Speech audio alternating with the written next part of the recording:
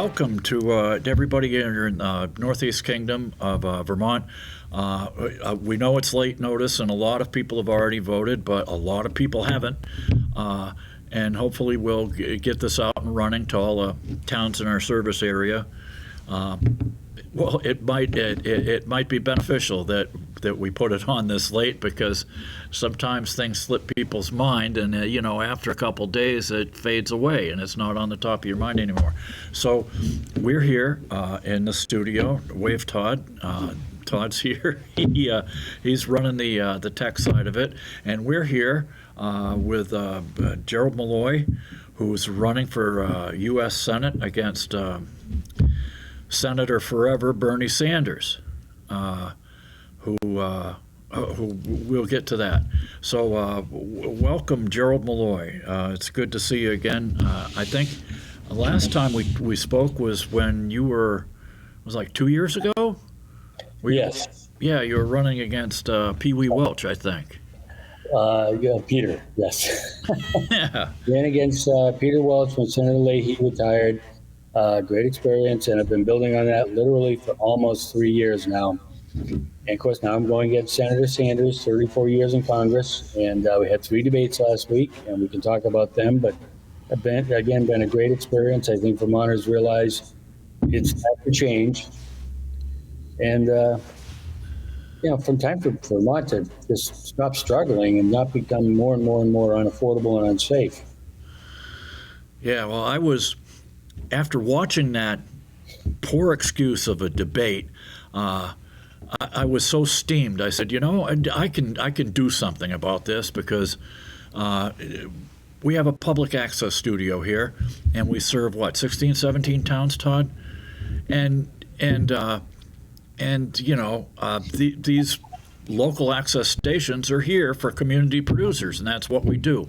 Sure, we might not have as big a reach as Channel 5, but I'm not going to, if they're not going to be impartial, I'm sure not going to be impartial either, because it was just too much. We had mentioned a thing about abortion. Okay, I don't know if you saw this, but on ABC, see, I feel the reason, a big reason why people haven't don't understand how grisly a procedure this is, or it can be, is because they've never seen it.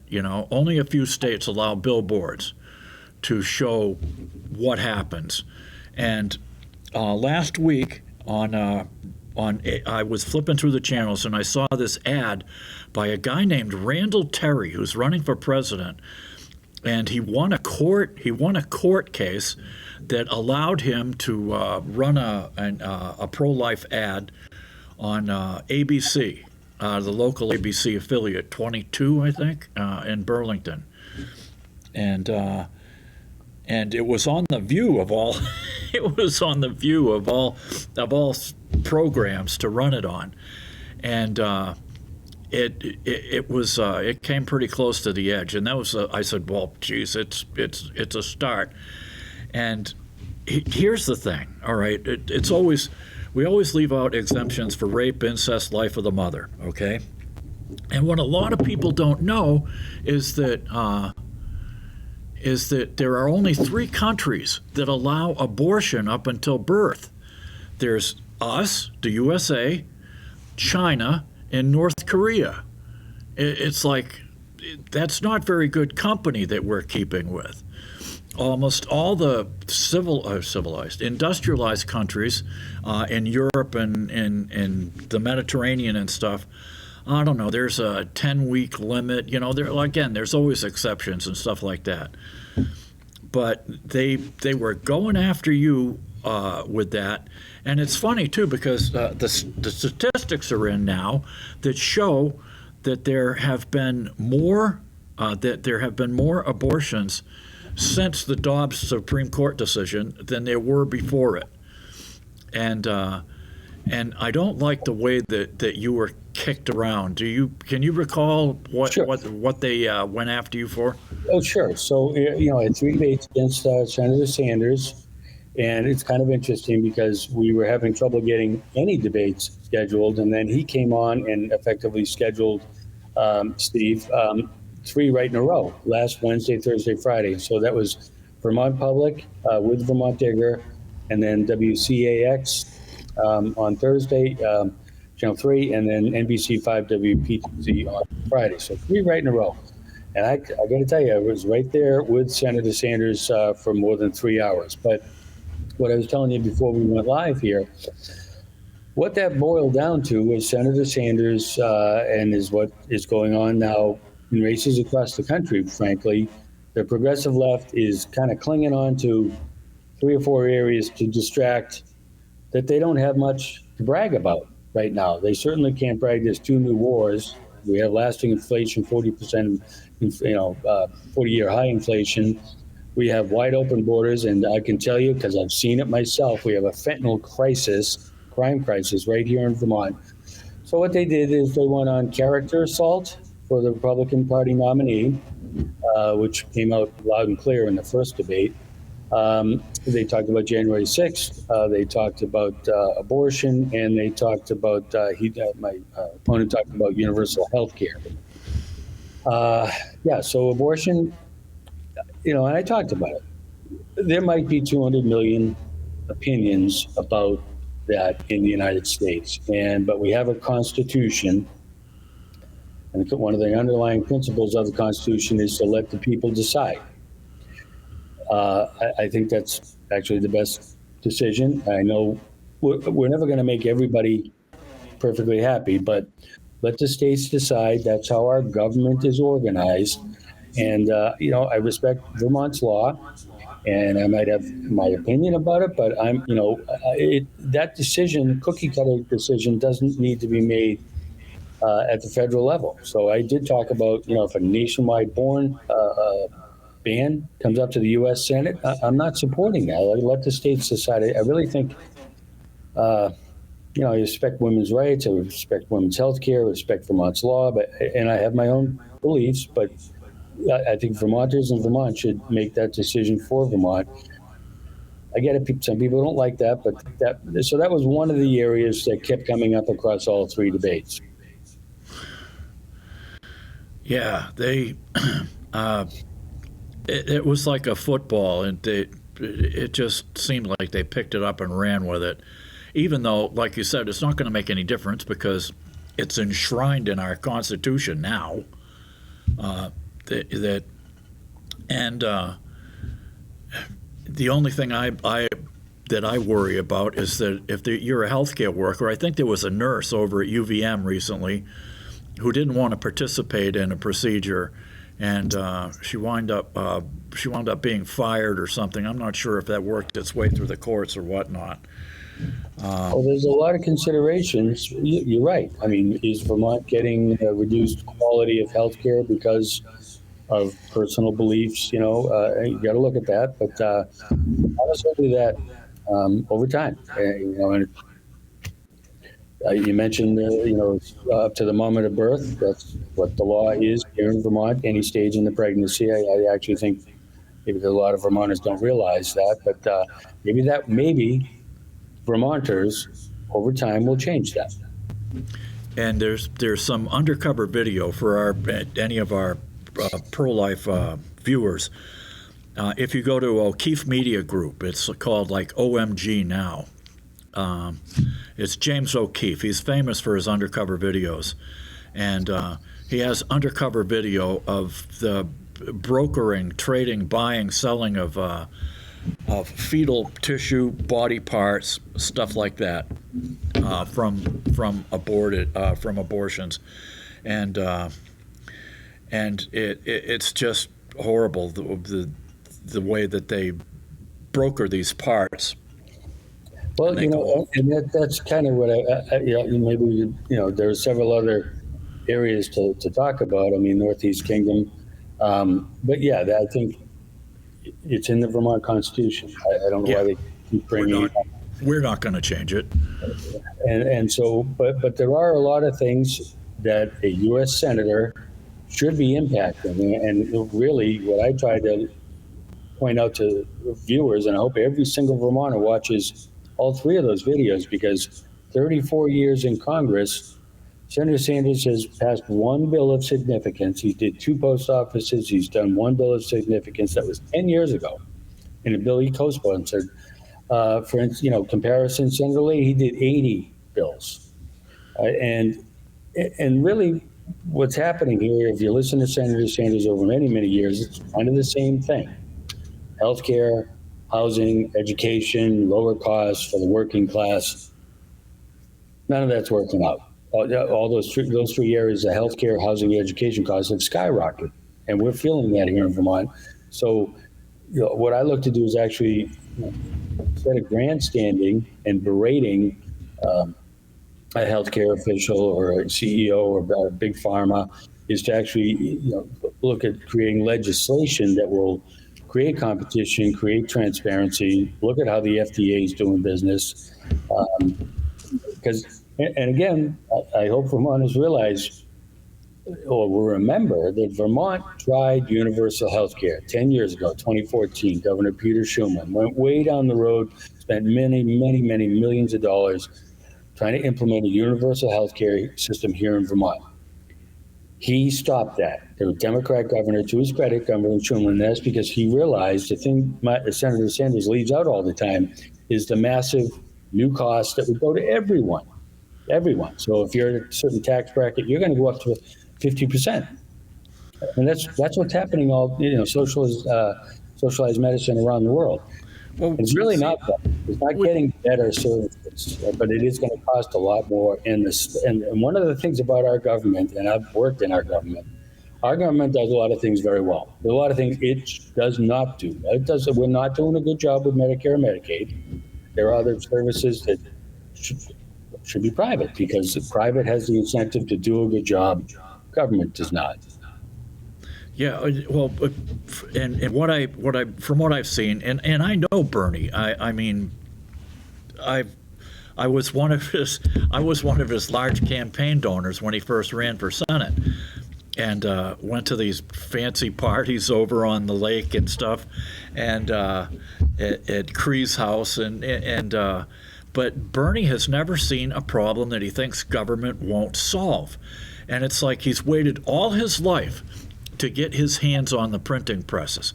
And for the past 4 years, they've had their hands on the printing presses, and he got to try out his MMT, his modern monetary theory, and look what it's gotten us. $36 billion debt. The debt and the insane inflation, it's crazy. What was it? Yeah, I can talk about that. I mean, the debt's gone up about 60% since 2019. It's at $36 trillion. Absolutely unsustainable, and that's not me. That's the government accounting office. We're going to take in about $4 trillion in revenue in 25. We're going to pay $1 trillion of that, about 1/4, maybe a little more than 1/4, just to cover the interest on that debt. So, elderly folks out there, your Social Security, Medicare, Medicaid, they're threatened by that. And it is modern monetary theory, exactly as you said. Print it off, spend it, like with no, that causes inflation and will continue to cause inflation. Yeah, they've, and then the other thing they kept beating you up on was January 6th. It's like, oh my God, January 6th, January 6th. Well, I've got here, I don't know if you could see this. This is from the town hall. It's a website, and this is by Sarah Arnold. It's dated a month ago. We're FBI informants among the J6 crowd, and the Biden DOJ won't deny it. There are people who've said that it was a Fedsurrection from the get-go, that they were, when you see people that are dressed the same, and I went through this with the People's Bicentennial Commission down in Massachusetts.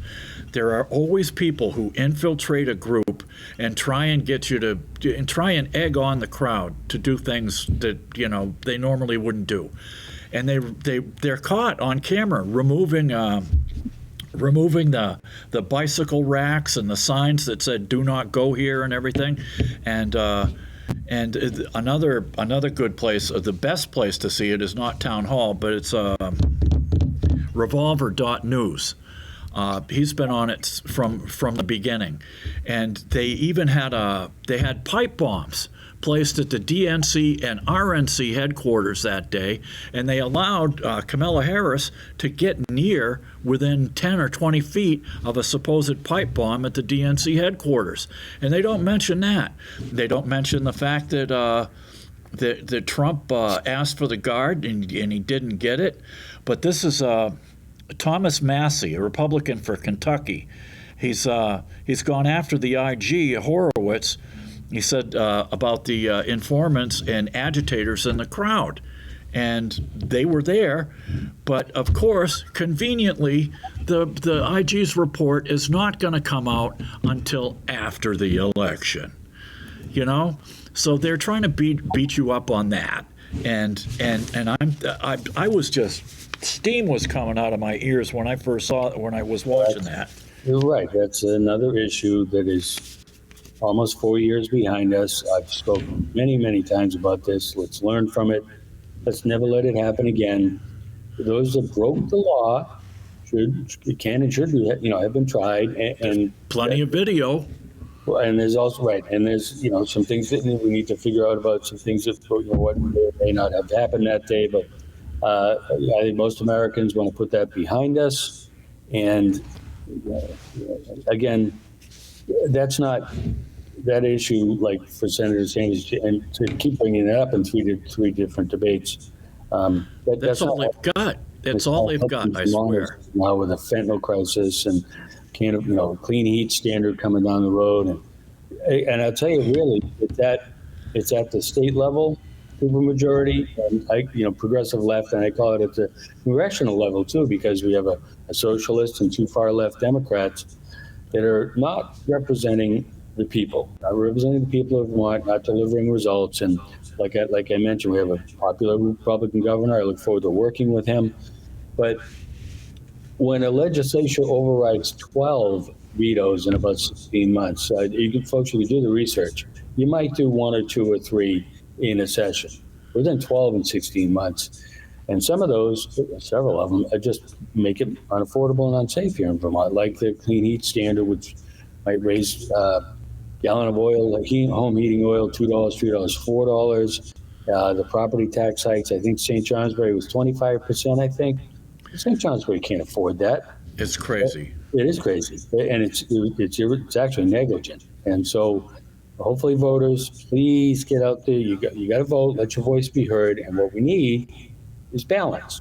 So we're way over here on the left. We need to come over here in the middle, have balance that'll reach common sense solutions like our Get Real platform.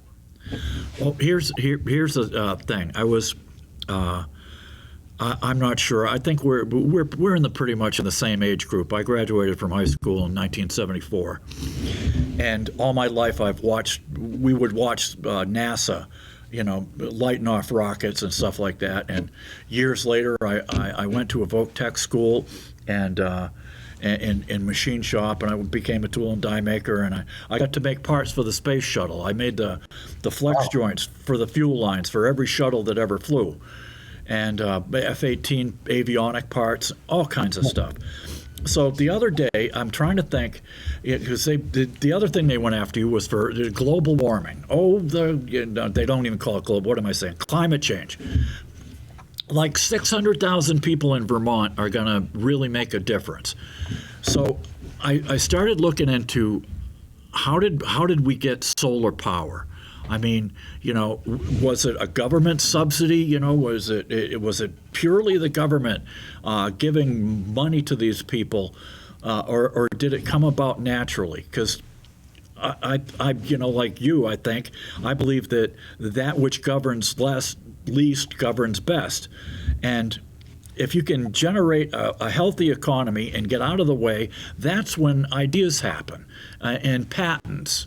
Like with Elon Musk and stuff like that, and so I looked up. I sat down and I looked up. I looked up the history of solar panels, and it goes back to the 1840s, and then in 1883, This guy, Charles Fitz, he did a selenium layer with a layer of gold. And in 1888, another patent for solar radiant agent energy. And then the Russians got in on the act with Alex Stolatev in the early turn of the century, and then Bell Labs. Bell Labs was instrumental in coming about in the 1950s. So they must have got money from DARPA, which was the forerunner for NASA back then. Well, it wasn't completely. It was part of the defense advanced research projects, and so it was a combination. It wasn't the government didn't start pouring in a lot of money until 1974 with the U.S. Solar Energy Research and Development and Demonstration Act. And then the installation costs kept dropping and dropping. And, I think that we're going to get there eventually. And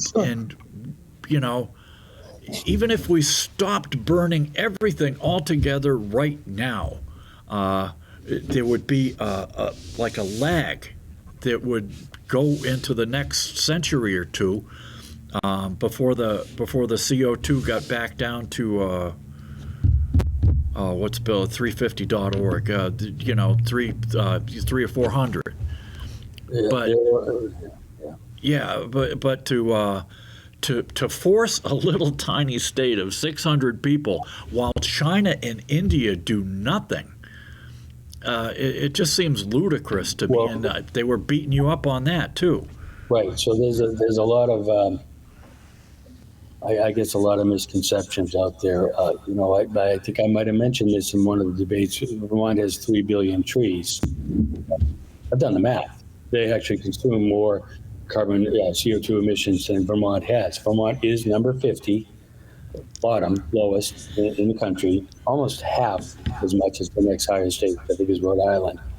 And really getting that, private enterprise, private industry in America, as always, will develop, innovate and develop solutions. Government trying to force an agenda onto industry will never work. The only time we're supposed to do that is in a national security issue. And really, to go back, actually, 2 years ago, I initially approved, I thought the CHIPS Act was okay. It was $50 billion to kind of inject some life into our semiconductor industry because it had been offshored so bad. We had lost critical technology independence. So I want energy independence, critical technology independence, food independence. But we had lost that. So the CHIPS Act was going to dump $50 billion, huge amount, into that industry as a national security issue. For chip, we need chips in everything, phones, everything. That ballooned up to $280 billion. So our government's doing a bad job. But getting back to what's the problem, a few of the problems you mentioned, the solar panel. So that gets right down to the core levels of rare earth toxic metals that we do not have enough of, and the mining of those, the excavation of those, the processing of those, the disposal of those. There's a lot of work to do here in the United States, which is why I actually advocate for what I call all the above. We don't need to kill the oil and gas industry because that will kill our economy. So let's develop other energy solutions, wind, solar, electric, nuclear. But I don't want to rely on China, which right now has those natural resources, has that processing capability, and this whole big Green New Deal push really is benefiting China more than it does the United States, while simultaneously, because industries, for the auto industry, for instance, look at some of the impacts of that. It's trying to push the auto industry into going all green. Stellantis just laid off 2,500 people. So that's not the way to go about it. And like you mentioned, Steve, China coal-powered plants is just, building solar panels and polluting the earth even more. So there's a lot of, I talked about take a step back, develop a comprehensive plan, Actually, what I think the government needs is a bipartisan study to assess climate change, and then the government can react based on that. But all the different opinions and massive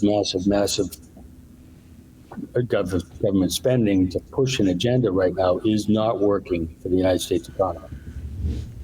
No, I think the best thing we could do is to step back out of the way, and let make it easier for the private sector. Well, here's the thing too with that CHIPS Act. You know why they put that plant in Arizona? Because the heavy metals that are going to come out of that plant, I'm pretty sure they're thinking about dumping it into the Colorado River and sending it right down to Mexico. If you look at the stuff that's going into Lake Champlain from the old IBM plant, it's crazy. There's lead, cadmium. I've got the list and how much they dump in every day. Graphite, cobalt, copper. Got a couple for the chips. And the lithium. We do have access to lithium, and there's a big deposit of it in Nevada. But what's holding it up is this buckthorn plant. It's called the Nevada buckthorn plant or something. They say it's an endangered species, yet the people from the University of Nevada have grown, hundreds of these buckthorn plants in their labs and stuff. So I don't understand why they're still on the endangered list, but I don't know. I mean, I don't have an electric vehicle. I've ridden in them. They are amazing.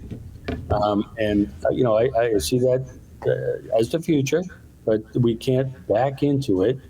I will say I'm excited about Elon Musk coming in to look at efficiency in our government. I think that might actually, I talked about that this morning. If he can identify $1 trillion of savings, I mean, heck, maybe that's part of the answer to make Social Security solvent again for older Americans, because, I hope older Americans are watching this. A few years from now, you're going to get a letter in the mail. Sorry, we can only give you 75 or 77%, whatever the number might end up being, of your Social Security. So, and that can's been getting kicked down the road for 25 years. So that's another one of those things they talk about with Senator Sanders, and just not delivering actual results. And I can tell you a different topic, the same distraction is the personal assaults on, we have two primary presidential candidates. And I've met a lot of Vermonters, 75,000 or so now, and I recognize that one of them maybe isn't very popular here in Vermont. Okay, I've made up my mind based on policy, based on looking how was the United States of America in 2019, how's the United States of America right now with the border and 2 new wars and last inflation and fentanyl crisis versus 2019. We didn't have any of that.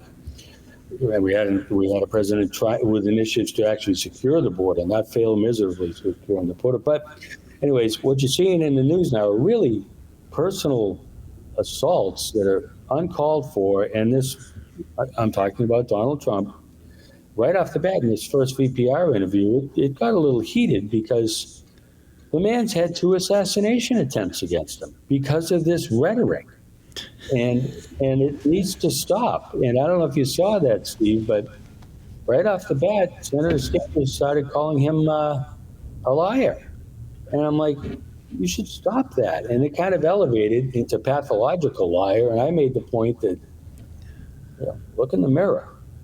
If you're a guy that's been making false promises for 40 years and never delivered, who's the pathological liar? So, yeah, it kills me. I was in on the during the COVID fiasco.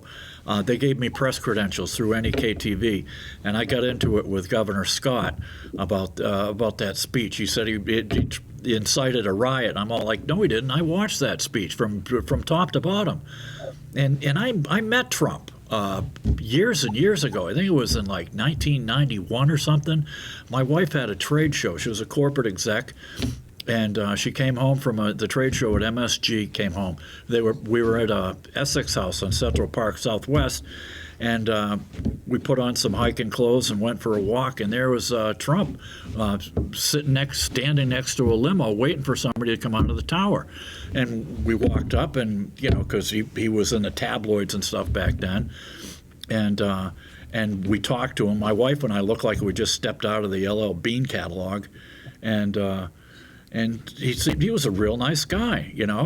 Seemed like a real nice guy, and yeah, this Nazi rhetoric, it's like, come on, I mean, my mother did time in Saarbrücken in a Nazi labor camp, not a concentration camp, but a labor camp.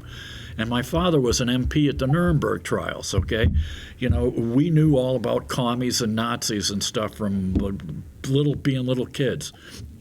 And yeah, to go on, I have never seen such pathological hatred for a candidate. And I'll tell you, the biggest, overall, the biggest problem this country has, I think, is unity.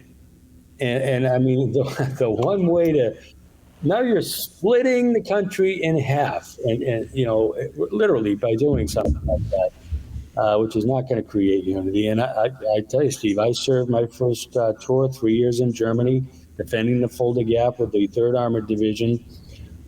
Worked all over Germany. I've been to Dachau. The Fulda Gap. Yeah, but I've been to Dachau prison, and it's horrific. When you can walk around, you can see. So to make that sort of comparison allegation in any way is just wrong. And I will tell you, I'll take it even another step, because in the final debate in PTZ NBC5, Israel, we talked about Israel, and I want to support Israel to defend itself, secure itself. And I talked about the foreign policy failures, turning back on the funding to Iran. Iran funds Hezbollah, Hamas, and Houthis. Hamas conducted that horrific terrorist attack. Israel is a sovereign nation, gets to defend itself.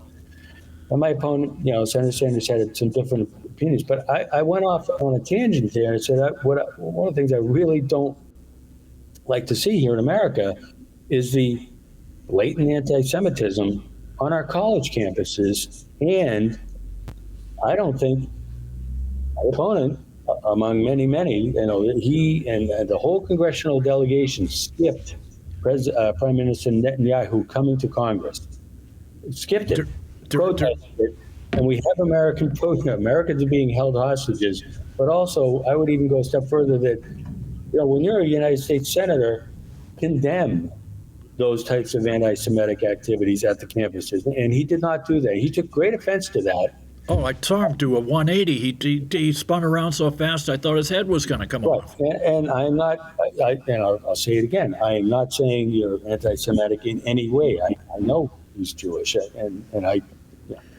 but I do think that role, U.S. Senator, should have been more condemning as opposed to not condemning that type of activity. Yeah, well, when they came in, when Biden came in, and they decided to drop all the sanctions, to bring back the JCPOA with Iran, and then they allowed to shut down our pipeline. They allowed the price of oil to go up. So next thing you know, the Iranians are bringing in money hand over fist, and it's like, and then the stuff with Hamas, it's like, good grief, man! Their people are starving, and yet I've seen tunnel video of that Yahya Sinwar guy. He and his wife's walking through the tunnel with a $30,000 handbag. The real fancy ones that they sell in Paris and stuff. And I'm all like, all that money that they've taken in foreign aid from the United Nations, from us, from the Arab world, Instead of building schools and hospitals and stuff like that and more infrastructure, and they've taken the money and used it to build terror tunnels. It's actually even worse because we re-entered. President Trump got out of the nuclear agreement with Iran because it had no teeth to it, stopped the funding. Current administration went back into the nuclear weapons agreement, no teeth to it, and started the funding. So now we are funding their nuclear weapons program. And I'll be very blunt. Iran doesn't like us. Hamas wants to exterminate the Jewish people, and we're funding that. I wish if I had a wish that could be fulfilled, I wish that every library in this state would have a copy of the Quran and give it to the schools. Well, there's actually like 3 books. There's the Quran, the Hadiths, and the Surahs. But when you the Quran is just it's kind of like what would happen if you took our Bible and did it from the shortest passage to the longest passage, and it's laid out in a weird way, but to adhere to this, I mean, we've been dealing with these folks since Jefferson was president. What did he say? Not a penny for tribute. Millions for a blue water navy, but not a penny for tribute. We had to fight off the pirates in the Barbary Coast. They'd taken our sailors and seamen hostage in the turn of the century. I mean, the turn of the century from the 1700s to the 1800s. It goes way back, and it's like. It would be like giving a nuclear weapon to the Amish, but at least the Amish are peaceful. I'm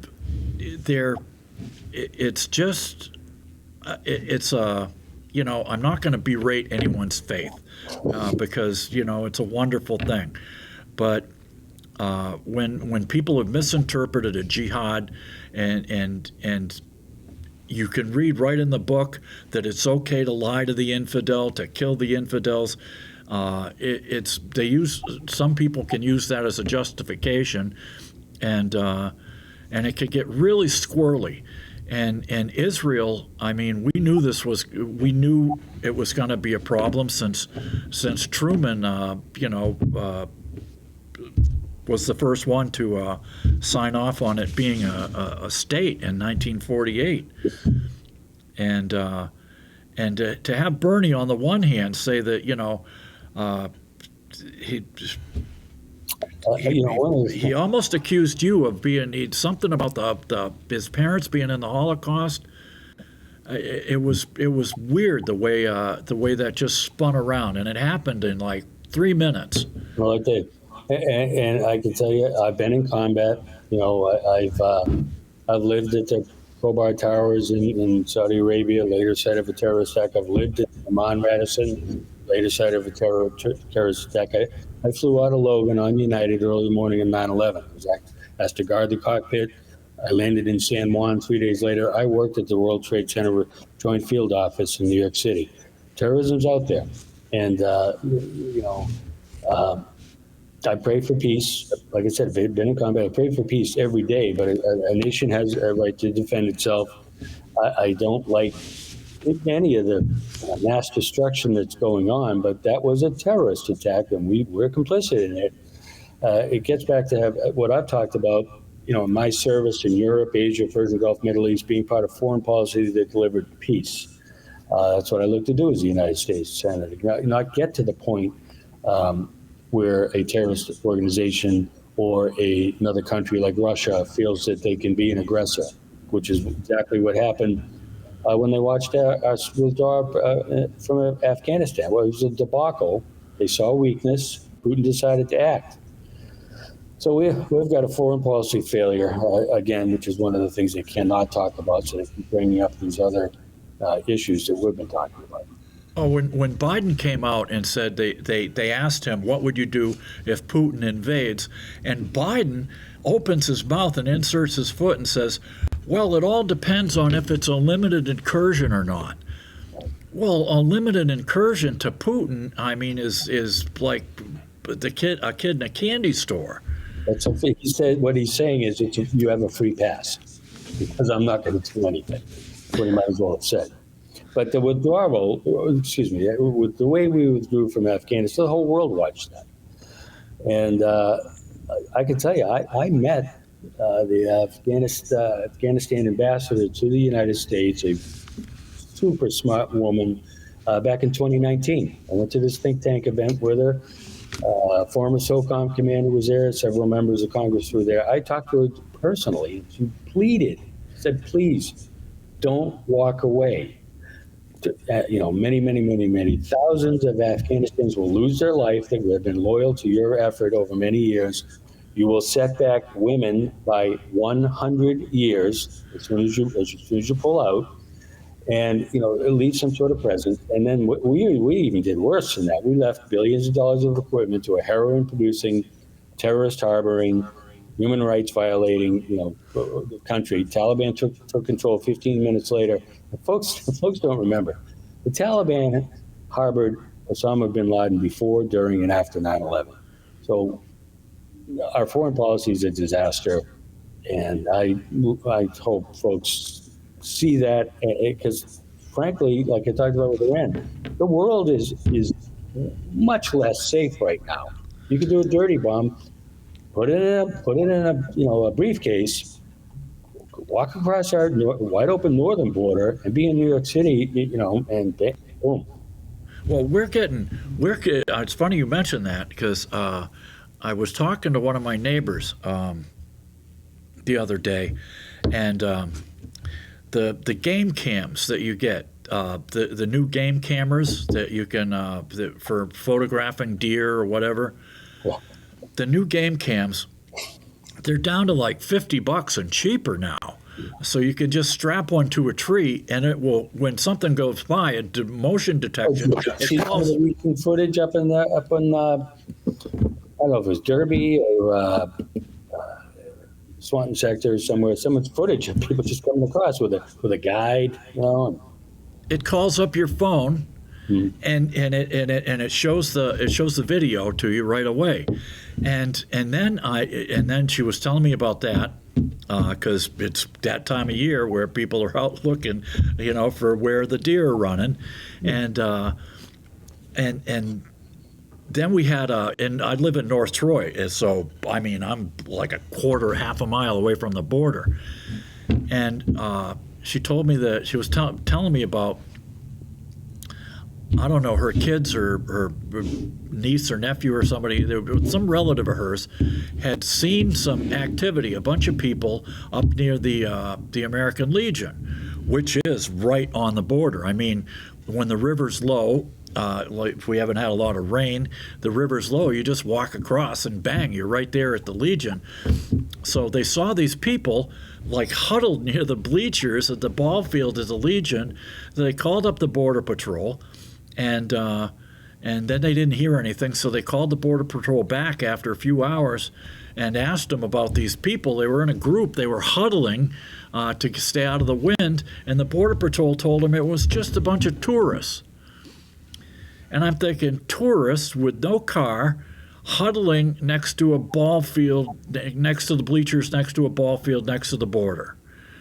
And I'm thinking, are they getting stand-down orders from the head of honchos or whatever? I can comment on that because I met a border agent, retired Army guy, months ago, and point blank, not being allowed to enforce immigration laws. So it is a stand down. It's the crawl. Look the other way. Well, that's great. Yeah, like you said, until they're screaming Allahu Akbar and throwing Molotov cocktails. It's just it's off the hook to let in between 10 and 20 million people. Oh, we got a win though. Did you see the news before we came on the air?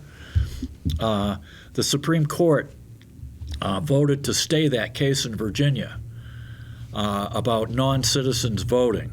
Okay.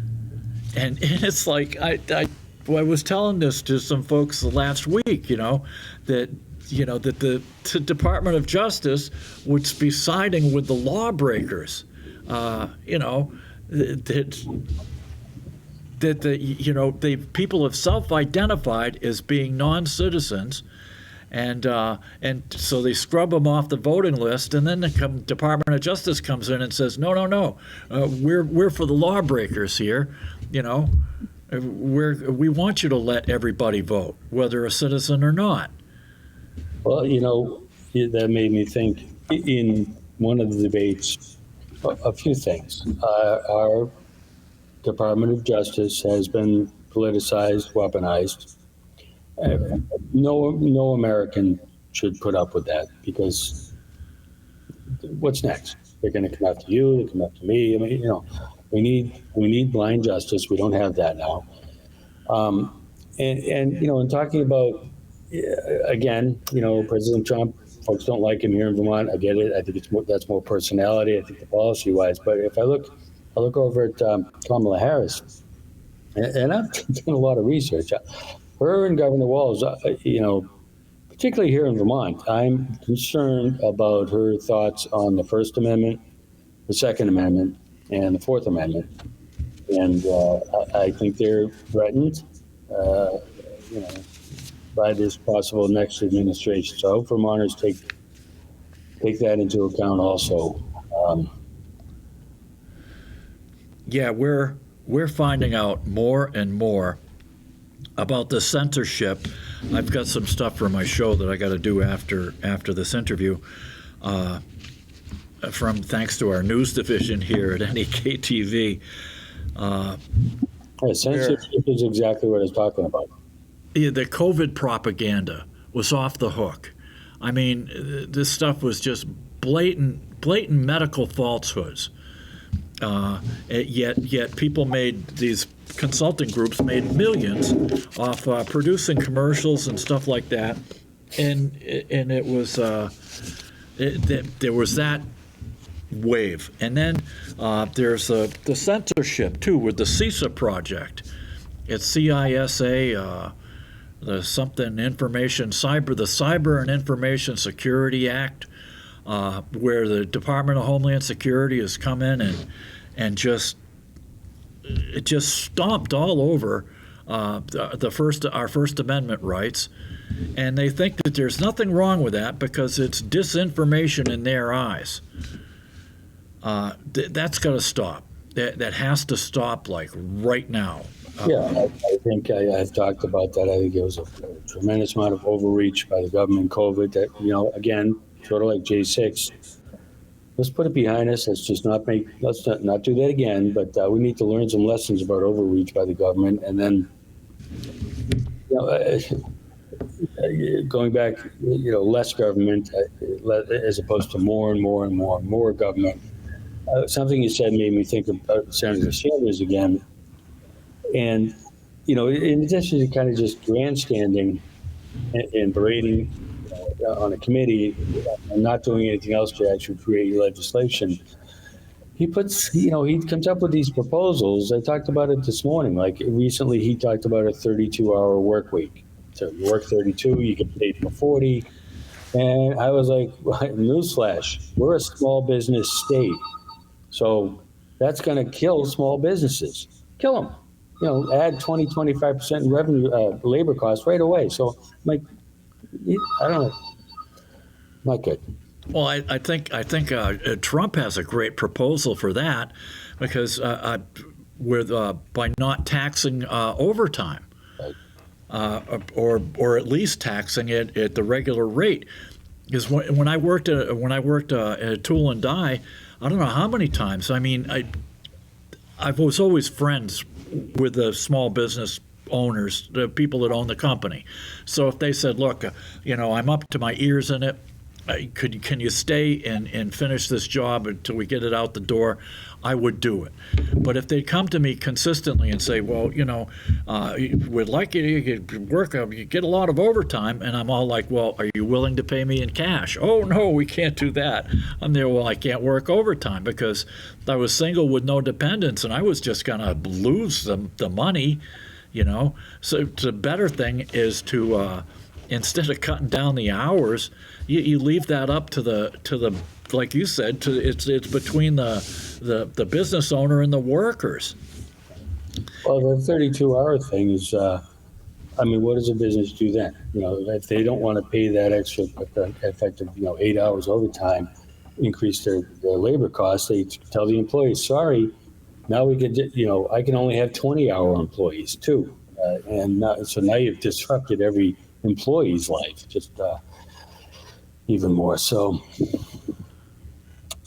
And no tax on tips. But my God, when I was in I was in high school, I worked at a chain restaurant next to a movie theater, and it would be dead slow, while the movies were showing, and then suddenly, the doors of the theaters would burst open, out would come the crowds, and bang, we'd get busy, and the girls are going crazy, and it's so hectic.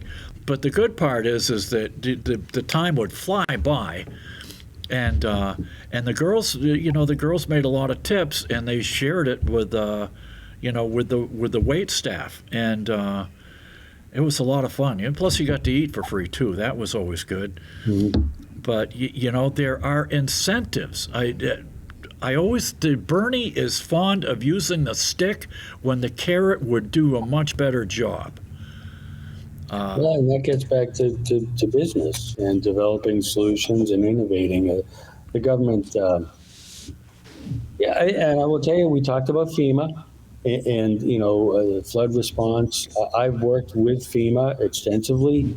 There's some misconceptions about what FEMA is going to do or not going to do, and then they talked about, and not adequately funded. I'm like, I think there's some reasons behind that because we might have spent the money elsewhere, this current administration. But, I said it flat out. FEMA's, your house goes into the river. FEMA's not fixing your house like that week. That's not what it does. But I did talk about it today. I was in Essex Junction. I was talking to some folks about the flooding in Montpelier. There's probably a Corps of Engineer project that needs to happen upstream or upriver from the Lamoille River to create a mitigation project so that doesn't keep happening every umpteen years. I was in the Montpelier parade a couple of days before, 2 years ago. Walked the whole parade, and I saw that footage. 3 days later, I'm like, "Holy cow!" It's unbelievable. And I went to this past year. I went to Kirby, I went to Lyndonville, went to St. Jay, went to Barry, Plainfield. I saw that bridge in Plainfield. What I found out, it's a member of Congress that presents the projects to the Army Corps of Engineers to work through, and that member of Congress actually has work to do at that point to help push it through, to get it funded, and then get it completed. I don't think that's happening for Vermont right now. I will do that. I've worked with the Army Corps of Engineers. I've known some of the chief of the Army. One of them taught me engineering at West Point. So, well, we don't build dams anymore. I don't think we've built any dams or lakes since 1972 or something. But, do you know Springfield, Vermont? So North Springfield, there's a huge Corps of Engineer project. I want to say it was the 50s or 60s. It's a huge project, and it saves Springfield because at one point Springfield, and I hope it gets back to this point someday, was a very important, literally national security-wise, important manufacturing base. So it protected Springfield, so the Black River doesn't flood out Springfield. Yeah, all of western Massachusetts is a flood control project all around the Quabbin Reservoir and everything. Right. I can remember canoeing out there. We had 3 days of rain in the 80s, and my buddy and I were out canoeing, and the telephone poles were like, the tops were right, next to us. but that was done during the 1930s to save all the places downstream after the hurricane of '38. Yeah, that's actually pretty amazing. I'm aware of the Quad. I mean, that's an amazing project. But yeah. We have the technology. They were actually, I think, one of the last projects I saw. Well, it's not up here, but they were going to dam up the Delaware Water Gap and create a giant lake with Jersey on one side and Pennsylvania on the other, and it would have provided a lot of hydro and a lot of recreation too. Boats, marinas, canoes, wetlands, and then I guess it just got tangled up with the environmental impact statements, and we just don't do anything anymore. If somebody can throw a wrench into the works, they do. It seems, Well, I actually spoke with fire department personnel in Plainfield. I was there about a day after the flooding this past summer. It was what was really nice. You see Vermonters coming together to help out the community. There's a little. If you come off the road, you go right around the corner, there's a little church, and then that bridge. You could barely tell there was ever a bridge there. That's how bad it had been wiped out. Houses kind of leaning into the creek. And I mean, the church was half full already of things for people that had already brought in. But I talked to one of the EMS fire service guys, and I was like, "What's going on here?" And he explained trees falling down upstream into the creek, coming down, and heavy rains, getting caught at the bridge, and basically that ended up eroding both sides of the whole bridge the whole thing went out.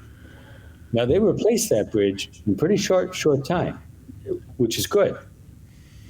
The Montpelier post office taking 14 months to replace is not good.